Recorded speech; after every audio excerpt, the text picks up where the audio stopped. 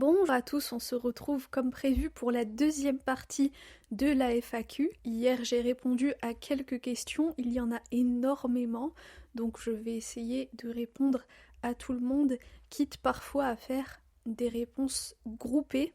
Et on commence tout de suite avec la première question de BabyGZZ04 qui me dit « Dis-moi ton avis clair sur la mine.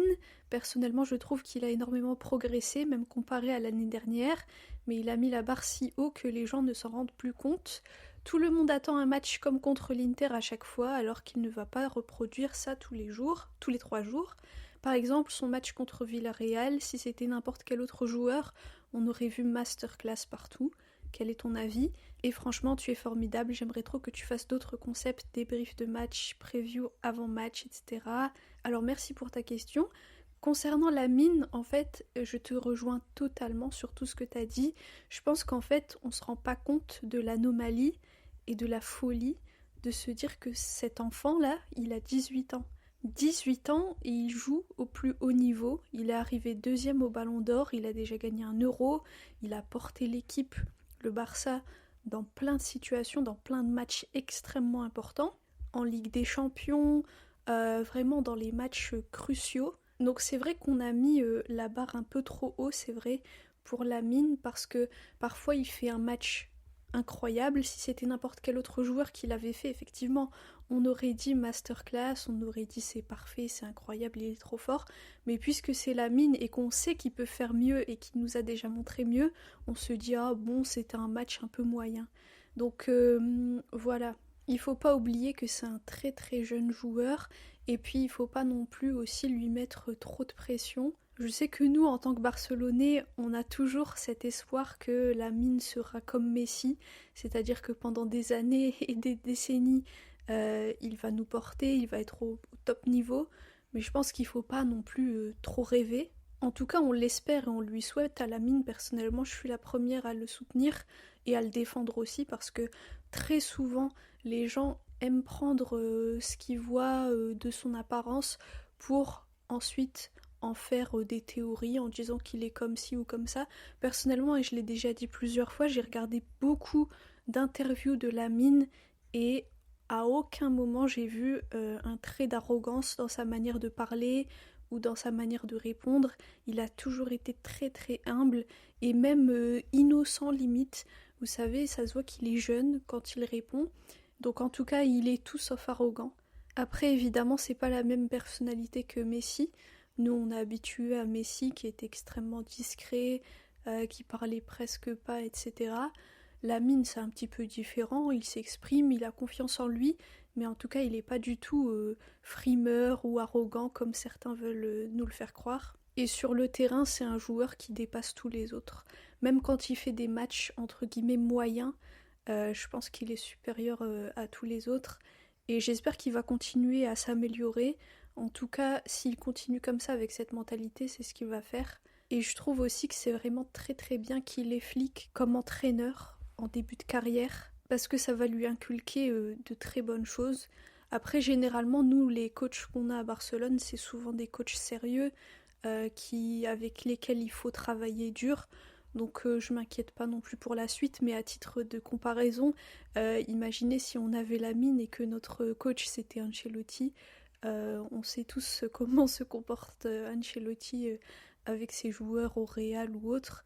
Je pense que ça aurait pas aidé la mine là, le fait d'avoir un coach comme Hansi qui est sérieux mais qui est en même temps très proche de ses joueurs. Je pense que c'est un plus. Donc ça présage de bonnes choses pour la mine et pour son évolution. Ensuite, question de Abdullah Diadio 9922 d'ailleurs.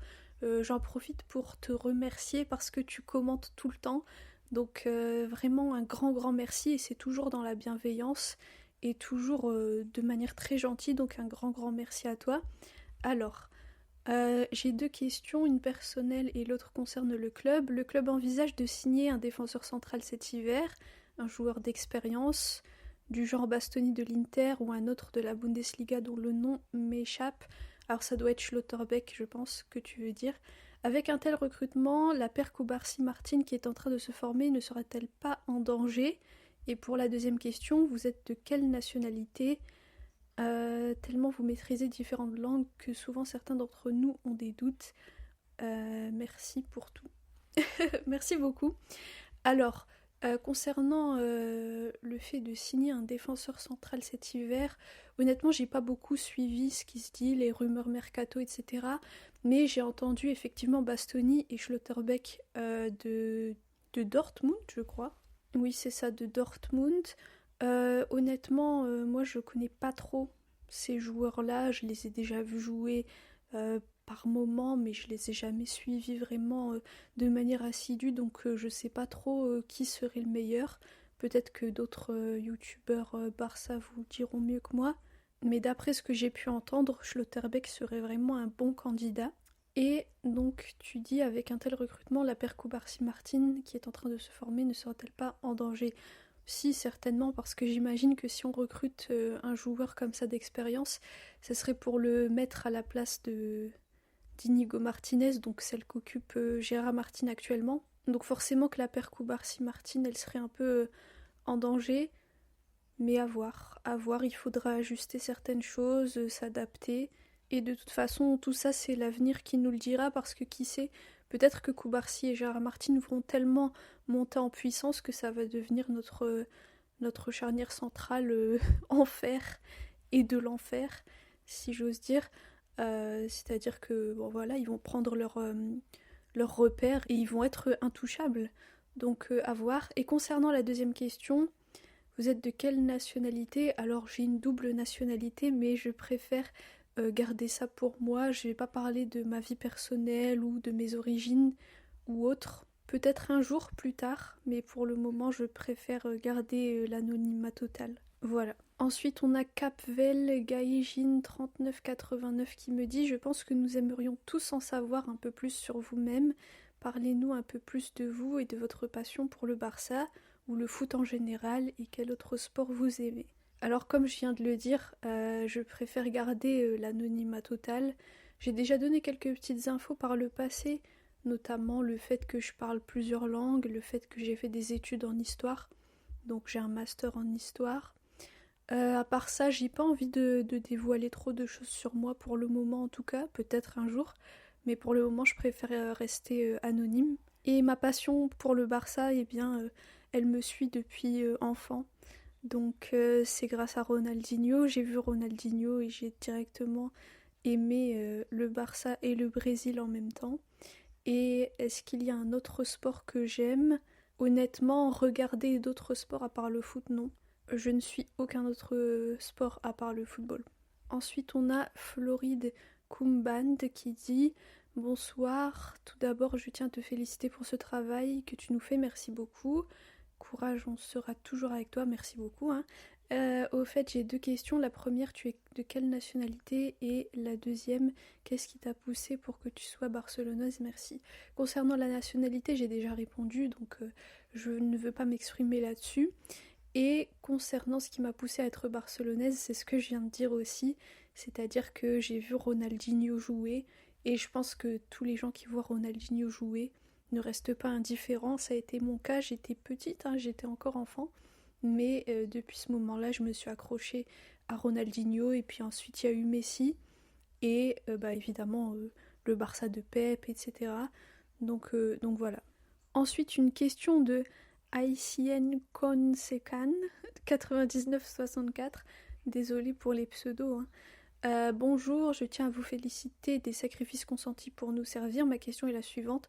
Pensez-vous que Flick a toujours été correct avec Christensen? Pensez-vous qu'il y a une clause spéciale dans son contrat qui explique le fait qu'il joue aussi peu en dépit de ses qualités? Merci et joyeux Noël. Alors, concernant Christensen, est-ce que Flick a toujours été correct avec lui? Je sais que Flick, il est extrêmement correct et honnête avec ses joueurs, c'est-à-dire que même quand il annonce les 11 de départ, eh bien les joueurs qui ne jouent pas, il va les voir un par un pour leur expliquer pourquoi. Souvent c'est des raisons tactiques, hein, en disant bon j'ai besoin de plus de ça et l'autre joueur l'apporte plus, etc. Donc je pense que c'est le cas avec Christensen. Après Christensen, vous vous souvenez, un moment sous Xavi, on se demandait toujours pourquoi est-ce qu'il jouait pas. Et en fait, c'est parce qu'il avait sa fameuse douleur au niveau du talon d'Achille, je crois. et on le savait pas, c'était pas sorti dans les médias, mais tout le monde se posait la question. Donc je pense que certainement Christensen doit avoir certaines gênes, certaines douleurs qui font que Flick le fait pas forcément jouer à chaque fois. Et là d'ailleurs, bon, de toute façon, comme vous le savez, il est blessé pour une longue durée, mais avant ça, je pense que c'était peut-être certaines gênes ou certaines douleurs. Et puis aussi, d'après ce qu'on a vu et d'après ce qu'on a entendu dans les médias, il aurait eu aussi quelques petits soucis d'anxiété, de stress, dans le sens où quand il fallait jouer ou rentrer dans de gros matchs, parfois il se sentait pas très bien. Ça arrive, c'est arrivé à plein d'autres joueurs aussi. Donc c'est peut-être aussi l'une des raisons qui font qu'on n'a pas beaucoup vu Christensen ces derniers temps. Et malheureusement, encore une fois, là il est blessé. C'est dommage parce que c'est un joueur qui est vraiment une garantie et qu'il a toujours été, hein, je trouve, depuis son arrivée au Barça. Donc dommage et bon rétablissement à lui. Ensuite, une question de Jean-François Deguéry, 4415. D'ailleurs, merci beaucoup à toi, je te reconnais, je sais que tu commentes aussi souvent mes vidéos, donc un grand merci. Alors, moi je veux savoir, selon toi, jusqu'où tu vois le Barça aller cette saison dans toutes ses compétitions, en toute objectivité. Alors honnêtement, cette année, je pense qu'on peut prendre la Liga et qu'on peut prendre aussi peut-être la Coupe ou la Super Coupe. Pour la Ligue des Champions, c'est possible, mais ça va être très compliqué. Mais là, je parle en l'état actuel des choses et dans la forme actuelle de l'équipe. Après, peut-être qu'on va monter extrêmement bien en puissance, comme on l'a fait la saison dernière au mois de janvier, et qu'on va littéralement être dans une phase ascendante, où on va gagner énormément de matchs, où on va prendre tellement confiance que eh bien on va pouvoir écraser tout le monde. C'est possible, hein, c'est pas quelque chose de surréaliste non plus. Donc j'espère en tout cas qu'on va pouvoir gagner le plus de titres possible et que les tirages en Ligue des Champions seront plutôt cléments. Ensuite, on a une question du Bovis Blanchard d'Amoussouga 3020 qui dit: Salut, je voulais juste savoir comment vous vous portez. La fois dernière, vous disiez que vous étiez un peu souffrante. Concernant le Barça, quel bilan faites-vous de la performance de l'équipe cette année? Alors, merci beaucoup de demander. Oui, il y a quelques semaines, j'étais malade. Je crois que j'avais la grippe. Là, ça va beaucoup mieux. Merci beaucoup. Et concernant le Barça, le bilan que j'en fais, eh bien, honnêtement, je trouve que, bon, de l'année 2025, j'imagine, on a tous vu comment on a commencé l'année 2025 avec beaucoup, beaucoup de victoires, très peu de défaites et de matchs nuls. Et on a terminé la saison avec 3 titres, donc c'est plus qu'au positif. Ensuite, la deuxième partie de 2025, elle a été un peu plus difficile. On s'attendait à ce que l'équipe revienne et écrase tout le monde en continuité avec la dynamique dans laquelle on était avant les vacances d'été. Ça n'a pas été le cas, on a eu du mal, on a eu beaucoup de joueurs qui étaient blessés, qui étaient indisponibles. Il faut se rappeler aussi que Lamine n'était pas là à un certain moment, Rafinha n'était pas là pendant au moins 2 mois, Lewandowski non plus, enfin bon, on a eu beaucoup beaucoup de blessures et donc forcément beaucoup d'ajustements à faire. Et puis il y a aussi eu le départ d'Inigo Martinez, hein, Inigo Martinez du coup qui est allé en Arabie Saoudite, personne ne s'y attendait. D'ailleurs j'avais vu un extrait d'une interview d'Inigo qui disait que quand ils étaient dans l'avion, c'était pendant la pré-saison, en fait, il repoussait au maximum le moment où il allait annoncer à Flick qu'il voulait partir et qu'il allait partir. Parce qu'en fait, il se sentait mal de partir et en même temps, il avait peur de le dire à Hansi, etc. Donc j'ai trouvé que c'était une anecdote marrante et mignonne. Mais voilà, on l'a tous vu, hein, l'absence d'Inigo, elle a laissé un vide. Et ça a été compliqué de le combler. Hansi a essayé comme il a pu.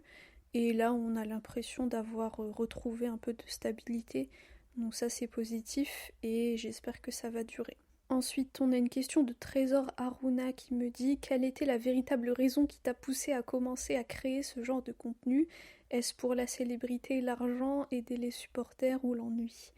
Alors, ce qui m'a poussé à commencer à faire les vidéos et plus particulièrement les traductions de conférences de presse, c'est qu'en fait, vous voyez, pendant l'ère Xavi, quand on était dans une situation compliquée et que Xavi était pointé du doigt, je voyais qu'il y avait beaucoup de choses qui sortaient dans les médias ou sur les réseaux sociaux concernant Xavi, et c'était faux. C'était faux, archi faux. Et moi, quand j'allais écouter ce que Xavi disait, il disait pas du tout ce qui sortait dans les médias. Donc en fait, ça m'a un peu révoltée, étant donné que moi j'adore Xavi. Je l'ai toujours adoré en tant que joueur, en tant qu'entraîneur.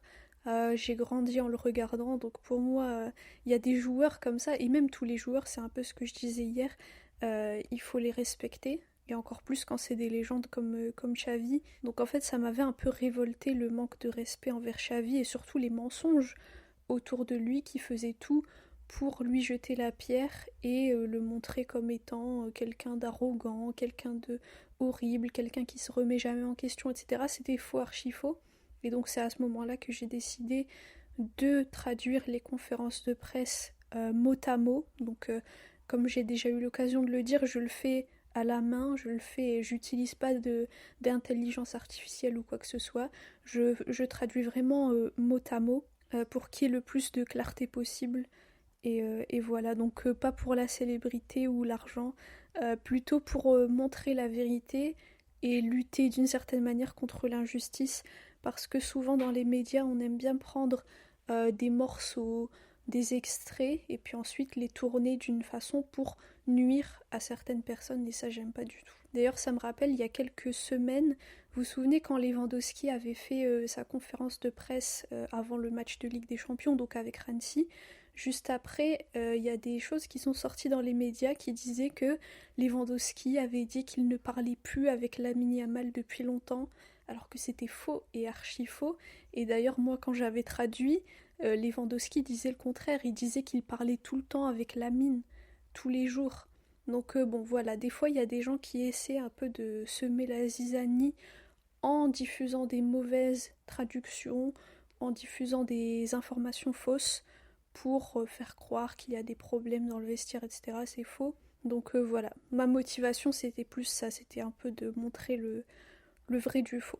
Voilà donc pour la deuxième partie de cette FAQ. Je vais m'arrêter là parce que je vois que ça fait à peu près 20 minutes déjà que je parle avant montage. Je vais faire donc une troisième partie. Alors peut-être que je vais la poster plus tard dans la soirée ou alors demain. Je ne sais pas. En tout cas, j'en profite pour vous remercier encore une fois du fond du cœur d'avoir été là pendant cette année 2025. Sans vous, ça n'aurait pas trop d'intérêt de faire des vidéos. Donc un grand merci à vous. Merci beaucoup pour votre bienveillance, vos encouragements, votre soutien aussi envers moi, envers l'équipe, envers les joueurs. Un grand merci à vous. On se retrouve donc pour la suite de la FAQ. Merci encore une fois pour vos commentaires, pour vos likes, pour votre participation. Visca le Barça et Visca Catalunya.